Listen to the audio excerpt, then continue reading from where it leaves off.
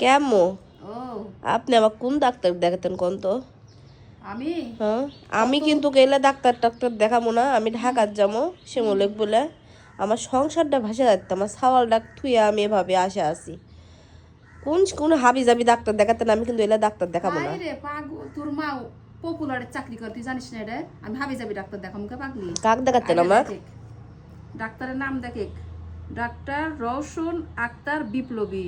এই বিপ্লবী ম্যাডামের ট্রিটমেন্ট সেই ভালো, এটা জানিস তুই? তাই? তো কি আবার, এই ম্যাডাম আমানা ক্লিনিকে বসে 4টা থেকে, আর পপুলারের বসে আসে 5:30টার দিকে, বুঝতে পারছেন? এই ম্যাডাম সব ধরনের অপারেশন করে, এর ট্রিটমেন্ট খুবই ভালো। আবার যেটা মানুষের বাচ্চা হয় না, ওই বাচ্চা হওয়ারও ট্রিটমেন্ট দেয়, বুঝতে পারছেন? আমি খারাপ ডাক্তার দেখামো? তুমি ঢাকার যাওয়া লাগবে না, ওই কুটেও যাওয়া লাগবে, কলকাতাতেও যাওয়া লাগবে না। এর কাছে ওষুধ খাইয়ে দেখো তুমি কেমন সুস্থ হয়েন, বুঝতে পারছেন? এটা সবাই ভালো হয় ডাক্তারের কাছে যে ওষুধ খাইলে। লেও আগে ওষুধ খাও, আসলে আমি তো আজ ইন্ডিয়ানকে বিছনা কত হয়ে যাচ্ছে।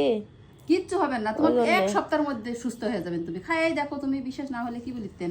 আর ডাক্তার কিন্তু এখন অন্য কোনো ডাক্তার লা, এটা হচ্ছে কি স্ত্রী বিশেষজ্ঞ, প্রসূতিবিদ্যা আর বিশেষজ্ঞ সার্জনও, বুঝতে পারছেন? আমার সার্জন দেখাতেন না ভার্জন দেখাতেন, সেটা দেখার বিষয় নাই। এই দেখো ভালো করে দেখালাও। হচ্ছে আমার অসুখ যদি ভালো না হয়, এই যে আমার শাওরে বুলে লিয়েলছেন আমাক, যদি ভালো না করে পারেন আমার শাওর কিন্তু আমাকে থুবে না, আপনাকে থুবে না। হয় বাবা, ওই জন্যে আমি তোমার শাওরের যে ঝগড়া, ওই ঝগড়া আমি শুনে পারবো না। যে তাকে আমাকে গেলাবে, তুক তো গেলাবে, আমাকে গেলাবে, আমি তো জানি। ওই জন্য আমি এই ভালো ডাক্তারের কাছেই লিয়েছি। এক নাও টেনশন না করে এই বিপ্লবী ম্যাডাম, রওশন আক্তার বিপ্লবী ম্যাডামের ট্রিটমেন্ট তুই করে দেখে কি ভালো হয়ে যায়। আল্লাহর রহমতে কোনো টেনশন করবে না, কোনো ডাক্তারের কাছে যাওয়া লাগবে না।